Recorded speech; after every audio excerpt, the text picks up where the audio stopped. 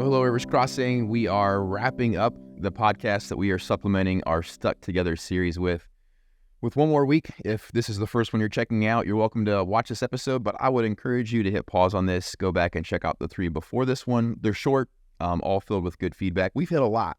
We hit conflict, communication, and then we did a week on parenting, and I think you and I both felt after that one that parenting needs at least one more week. So we're going to hit parenting again today. If you don't know her because you haven't watched any of the previous episodes, this is my lovely wife, Tina Pocock, who I have the honor of doing life with and parenting three amazing kids with, who are 12, 11, and 7 currently, all about to level up.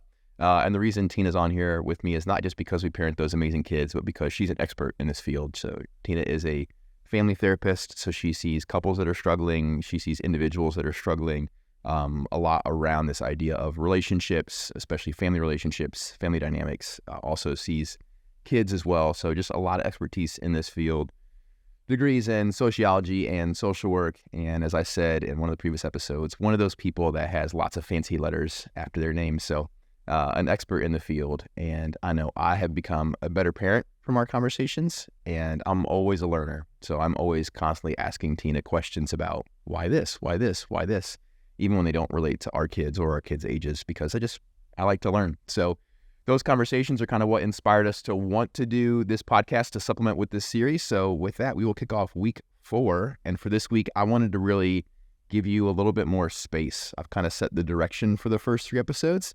And this one, I wanted to give you a little bit more room to run so that we're not missing things, because that's my concern here, is that we'll miss some stuff. So with this one, I just kind of wanted to focus on, you do this for 30 hours a week. People come into your office with some kind of issue. You know, one of the reasons that we called this series Stuck Together is because we asked you, not just you, but all the therapists you know, what are some of the common, we asked you for multiple, what are some of the common phrases you hear? And you gave us one: we feel stuck. So whether that's an individual or a couple or a kid or a family, this idea of being stuck in one spot, what are some of the big issues you see that get people to a place, get families to a place where they would say the words, we feel stuck? I think one of the common ones that I hear that come out a lot is when it comes down to a power struggle. There's so many times that, and you don't even realize you're in a power struggle. Yeah, so that phrase is interesting to me. Yeah. So it comes down to this place of we feel stuck, which means we can't move. Like, it's a place of frozen. Like, if you think of, frozen, like you're in an ice cube, imagine ice cube. You really cannot move. You're numb. You are stuck. You don't feel things. You're held. And so a lot of that comes from a place sometimes from power struggles when we're looking at it from like a communication standpoint or conflict standpoint, is that we come down to this place of who's going to win. And so it's no longer about bringing us back together. It's just about who is right and who is wrong. And so if I have a couple come into my session, sometimes they're looking for me to validate what is right and what is wrong. And I'm like, not going there. Yeah, you be a referee, not a therapist. Yeah. And what it is like, well, why do you feel you're right? Yeah. And why do you feel she's wrong? Or why do you feel you're right and why do you feel he's wrong? And it's that place of really breaking down, like, what is this really, really about? And that's the place of really being able to see one another and to trust one another. Yeah. That's where stuck is that one is the power struggle is trying to win, and we lose sight of trust. We lose sight of my person. Yeah. That I'm supposed to love and care about. We're the people. Yeah. And we make it more about the situation and experience versus about the people in it. Make it more about the experience and the people in it. That's interesting, because I feel like that phrasing right there is what would allow a couple that's, you got married for a reason. This is your person, right? We can go from a scriptural standpoint and be like, you're one flesh now. Like you're in this together. But when you focus on the experience instead of the person, that I would imagine that's what allows you to you're my wife. I love you dearly. But when I focus on the experience instead of my love for you, that's what allows me to be like, I care more about winning this fight than about making sure you feel loved and seen and heard and all those things. Like, is that accurate, or am I wrong on that? Yeah, it comes down to like that stuck place is not, that power struggle, but then also it becomes only based on emotion. And whether you're like, well, I don't base anything on emotion, I'm a logical person. You may be a logical person, but you're making emotional decisions. Yeah. And so the reality of it is that it's about the emotion, right? When relationships are like, I just kind of like, I don't know, I just don't know that I love that person anymore. Or I just don't know, I don't like get the woo, in the relationship. It's about your emotion. And you're making the decision completely based on the emotion, which is the experience, right? And so you're basing everything on the experience. Like, I'm going to stay in this marriage based on my experience. Well, that changes daily. Mm. And so that breaks down, that's where stuck gets. Yeah, because everything is based off an emotional experience. And we're not pulling like what we would use as wise mind, where we're pulling emotion and logic together. Like, I have these emotions. What are these emotions based on? Is there any facts to support this emotion? Yeah. That gets people stuck. Where either you're a very logic person, you have that engineering background, that's the way your brain works, right? But your ability to process things comes from a very logic place, except when some emotion wins. Right. Learning, and you're an expert in stuff like Myers-Briggs, for example, and me learning stuff like that means, or what I've taken away from that is, I'm a logical person, which doesn't mean I don't have emotions. It just means that for me specifically, I process emotions in the moment. So my emotions are based on what I can see, feel, Your taste, senses, touch, my senses right now. My emotions aren't based on intuition. My emotions aren't based on what's going to happen in the future. And sometimes they're not even based on what happened in the past. They're based right now, in the moment. I have emotions in the moment. And that's defined as a logical person. So I think it's I want to be careful that, if people think like, oh, engineer, logic, this person doesn't have emotions. No. Just the processing emotions is probably wildly different than someone else. Right. But in the moment, because logic sends me to this makes sense to me that I would only feel the emotions in the moment. Why would I feel the emotions from the past? Those emotions are gone. But that is how most people feel their emotions. They're carrying stuff through.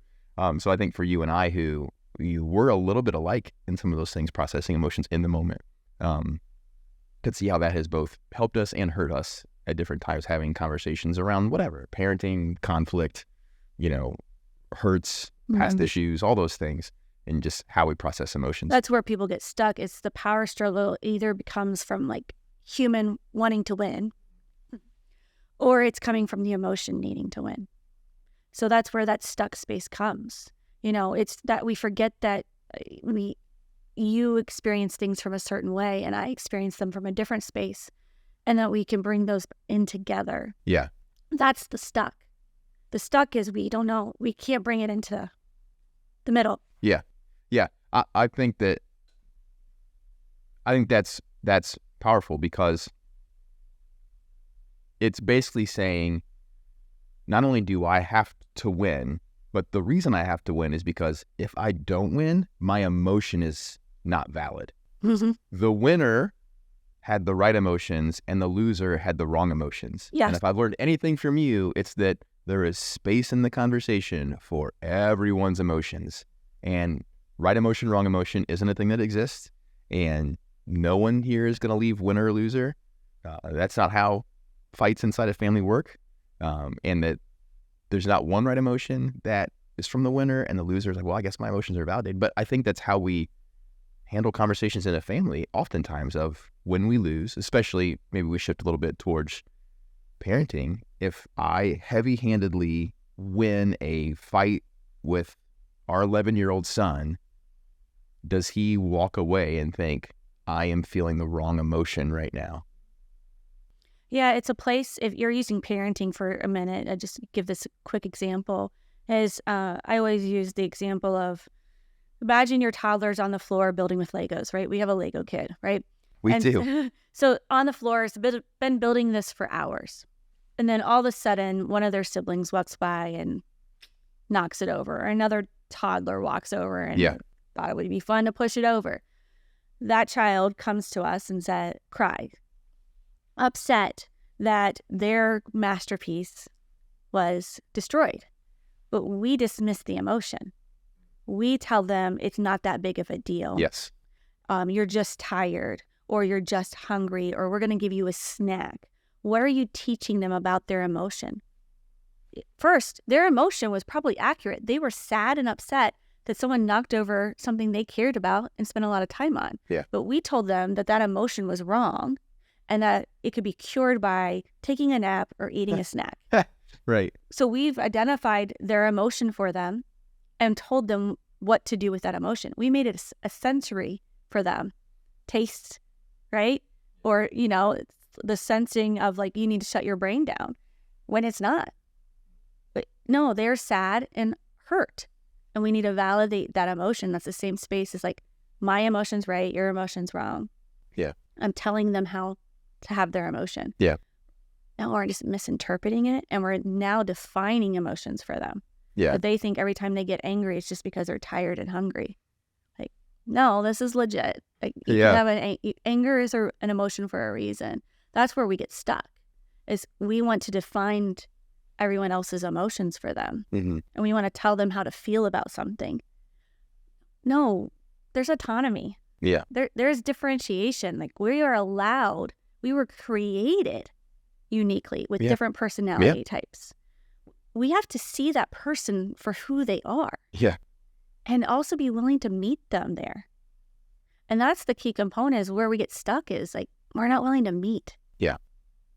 Because that may mean that there's something we don't have accurate. Yeah. It's a place of protection. That's why we don't have vulnerability. Yeah. I love the analogy like a Legos, because as, you know, adults, it feels so minor. Like, so your Legos got knocked over, rebuild it, or, you know, it's very easy to minimize it in the moment. I think when our kids, we could say people in general, but if we say focusing on kids, when our kids go through something where we feel empathy, we validate emotions. Oh, I could put myself in your shoes right now. I know what this feels like.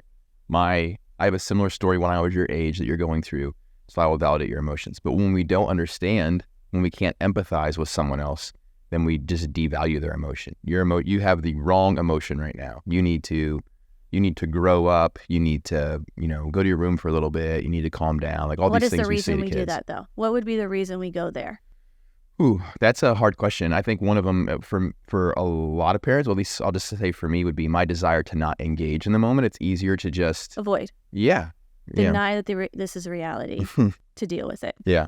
Because it's more comfortable for us to stay over here than to us to move over here with them. It's challenging parenting. You're you know, want to give parents grace, because I want the grace for myself as a parent, right? So you come home on a Monday and work was a little bit crazy, so you're already kind of a little, you know, unsettled from work day. You're a little unsettled emotionally. You come home, you left the office 30 minutes late. Traffic was worse because of it. You got, you know, I mean, just from our lives, you got, you know, a daughter that's got to be to gymnastics by 5:30. You got a son who's got to be to football practice by 6.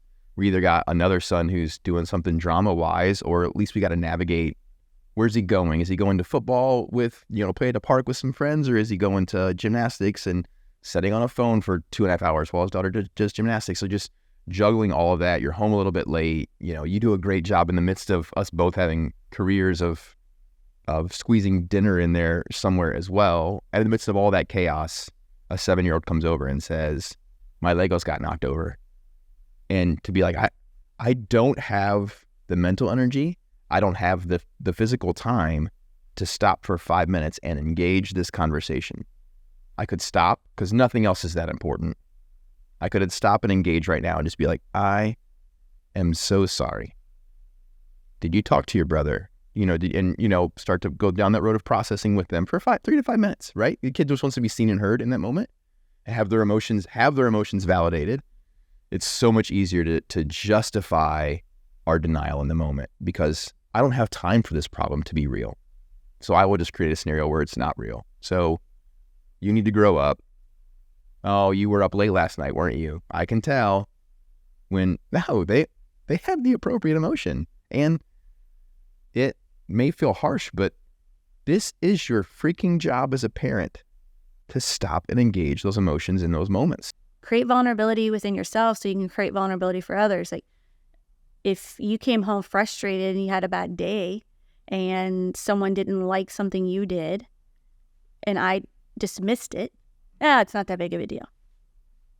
It's the same as the Lego situation. Yeah. It just invalidated something you've been through. Now, it may not be that big of a deal to you, but it is to them. Yeah. Something clicked in them that they are feeling some kind of experience from that. And all we have to do is be like, man, it must have been a hard day. Yeah. You and I are big on not sharing too much about our kids' struggles. We say the phrase oftentimes of like, their story is their story, not our story to hijack. But I don't think Micah would care about me sharing that she is not like public speaking. There's an ongoing joke around the office that every time I preach, it's always like, which kid are you dragging up on stage? And it's always one of the boys. Like, oh, I'll never get Micah on that stage unless she's asleep and I carry her out there or something. And I remember, I think it was last year, she was stressed out for probably 2 weeks about a 5-minute presentation that she had to do. But I remember the conversation that her and I had, and I very quickly wanted to go from a place of just kind of like, this is not a big deal. It's a 3 to 5 minute presentation about gymnastics, the topic she picked. Like, you could do this in your sleep. You know everything there is to know about gymnastics. It's 3 PowerPoint slides and a 3-minute talk. Like, that's where I want to go. But just seeing the stress on her in that moment put me to a place where I wanted to validate it so much. Of, we all have phobias, and this is a phobia you have of public speaking. And I could even tell just me validating her feelings as a parent in the moment gave her a strange peace about it. Because now all of a sudden she didn't feel weird. She was coming to dad who gets on stage and talks and whatever. So I think she was almost expecting like tips of how-tos, a little picture of the audience all in their underwear, and you won't be nervous anymore. And there's no fix for that, right? She's just one of those things that in life you kind of got to power through and just do. And that's the perspective I gave her of, it's okay to be scared. It's okay to, use all the bravery you have in your tank to get through this. You're going to have to just power through and get through it. And, she's a very good student and puts a lot of pressure on herself that we don't even put on her to be a very good student. And was like so bummed out she got a C. And I saw you being so validating in that moment as well. Just kind of like, that's awesome. Great job. You didn't even want to do this and you got a C, and just like seeing that in the moment. And it made me think, I thought of that story because I wanted to circle back to something that you, and I were talking about just setting up for this podcast episode today. And you talked about making sure you're meeting kids where they are. And I thought about that from the grade perspective. When we were sharing that before, of when our kids were younger, and I'm sure this is common, they get the report card comes home and you get a letter grade and a number evaluation. At least for our kids, it was 1, 2, 3, 4, 4 being the most effort, 1 being minimal effort. And I was always big on parenting to the number instead of, or not parenting, correcting whatever to the number instead of the grade. So if a kid got a 4 for effort and a B, that was like, great job. This is a teacher seeing all your effort, and it's okay to get a B in math.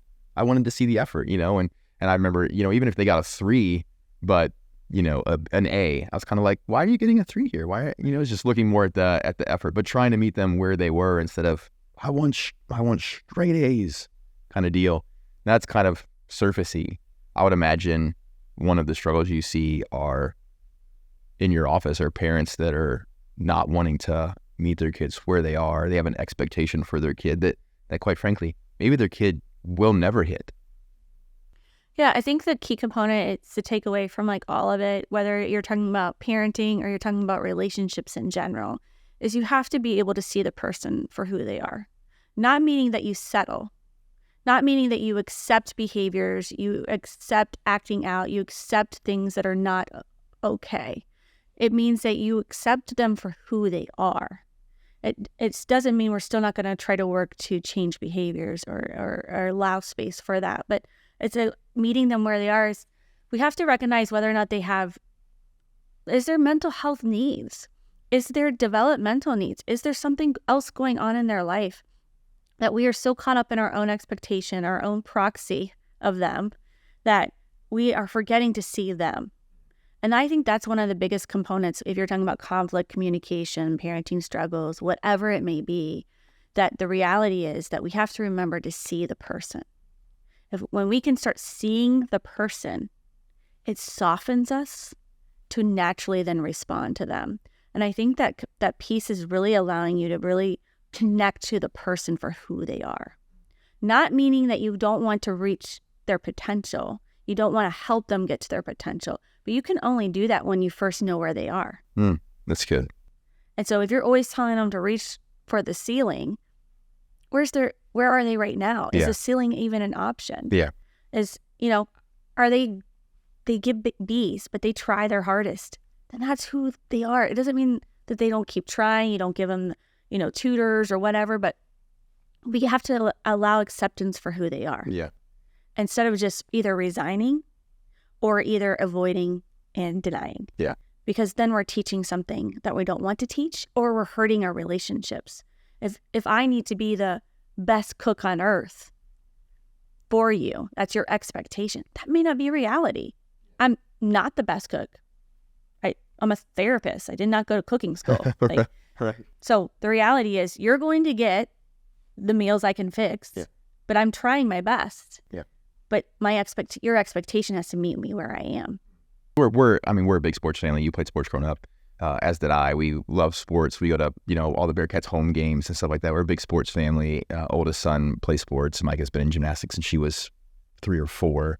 And Kai plays every sport. So it would be very easy for our youngest, Cyrus, to kind of lose his place in that family, I think. And I remember you saying when you told one of your friends that he was doing some drama stuff, and they were like, how does Josh feel about that? And you were like, he signed up to help build the sets for the drama stuff, and I have a lot of flaws as a husband, as a child of God, as a father for sure. But that was one that I felt was a win in my favor. I would love him to play sports because I love sports, but it's not about me, right? So I like drama too. I like going to the theater. So I've just, seeing him do what he loves makes me love it. And I just wonder what areas I'm missing or other parents are missing because they're trying to, instead of meeting their kids where their kids are, so they don't get to see their kids light up and love where they're at in life. Instead, they're trying to drag them to where they should be. And then they're not going to get there. So then the parent's frustrated. The kid knows they can't get there. So then they're in your office, like you said in the last episode, saying, I'm never going to hit their expectations, so I've quit trying. And just learning to love kids where they are. Like you said, it doesn't mean we don't tutor that C student. It doesn't mean that we don't help them to be better at sports. It doesn't mean that we don't, help them become better at the activities they want to do, or help them grow, or challenge them, or discipline them, or, hey, chores aren't getting done. There has to be consequence here. It doesn't mean that we're hands off or disengaged at parenting. It just means we're consistent. Yeah. It means that we're trying to see who they are and to meet them there so that we can grow and walk alongside them on their journey, not our journey. Yeah. And that is the power that parenting can take on, is when we allow ourselves to step in and see where our kid is and what they really need, and that we're willing to walk along them on that journey and provide those resources and support systems that a parent can learn that we need to adjust when a child is diagnosed with something, that they're not fitting into this norm of what you felt that they needed to, is that you allow yourself to see them and for them to feel accepted. That's the power of parenting, is acceptance. And not from a place of we're accepting the wrongs. Yeah. Just accepting who they are as a being. And we're being loved for that. Yeah. And so that's the key component, is meeting them where they are, but then choosing to walk with them or go their way. Not from a place of like, well, they choose to be this person or do this or that. No, that's not what we're talking about. We're talking about you see them, you meet them, and you're training them up in the way they should go with that. Is not about your roles. So if it shifts to a place of you got to check your own expectations. And where did that expectation come from? That it's on that child now. Yeah. Because it may not be your child's. Yeah, it's your expectation, right? So people see you 50 minutes at a time, right? So, and they see you for months and months and months. We've done this 4 podcast episodes, less than 2 hours of content on families and less than an hour of content on parenting. So we're going to miss a lot. What's one big thing that you feel like maybe we've missed or that we need to unpack a little bit further that we didn't? And maybe there's nothing, but is there anything big that we're like, hey, we missed this. We need to spend a couple minutes talking on this. I'll give you the final words on that. I was saying prior to starting, I was like, there's so much you're trying to unpack. And like, I see people for long periods of time and we unpack one point for a while. Yeah. So it makes it really hard. But I would just say like just having some self-awareness, just identifying and knowing yourself going into situations is going to go a long way no matter what topic you're discussing. Yeah. And when it comes to parenting, it's just remember like your role in the parenting and your child's role. That's the key components. I always enjoy the book Atlas of the Heart by Brené Brown because it really taps into what are our emotions actually saying to us, because emotions are powerful and emotions are real, and we need to know what they are saying to us so that we can choose to take control of that, to regulate that versus them taking control of us. And so many times in parenting in any relationship, the emotion is what takes over versus the person. That's really good. I like that. The emotion takes over instead of the person. So the emotion wins and we lose, right? I think some practical advice I would want to leave people with, just from my own experience, is two things. First of all would be, this isn't I'll fix this in a week kind of thing. I shared in the last episode a book that I read that changed my parenting style.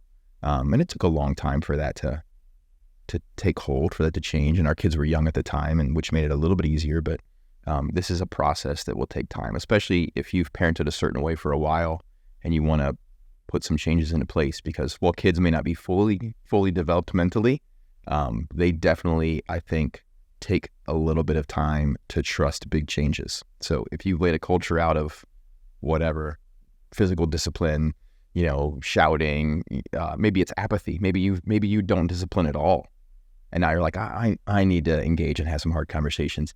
It'll take them a minute to adjust. So give them grace. You're the one that created this culture, so give them grace to slide into it, and then give yourself grace that it took you a while to make these changes.